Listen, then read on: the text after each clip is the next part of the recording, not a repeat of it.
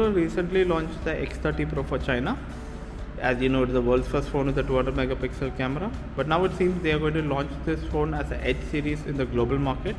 We have already seen the TDRA certification going on, but the name is still in doubt. The model number is XT2241-2.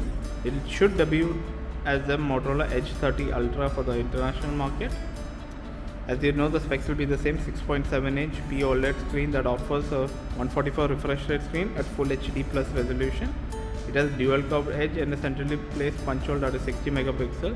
It should come with the MYUI 4.0, which is based on Android 12, Snapdragon 8 Plus Gen processor with 12 GB of RAM and up to 256 GB of UFS storage. It has 5000 mAh battery with 125 watts fast charging and 50 watts wireless charging. The back cameras are 250 ultra wide and 12 telephoto, but the pricing is going to be very bad. It's going to be 900 euros, while the pricing in China starts from $550. Very bad pricing. And as usual, the software support will be bad. They will only give up to 2 Android updates and 3 years of security patch updates. Like, share and subscribe for more videos. Thank you.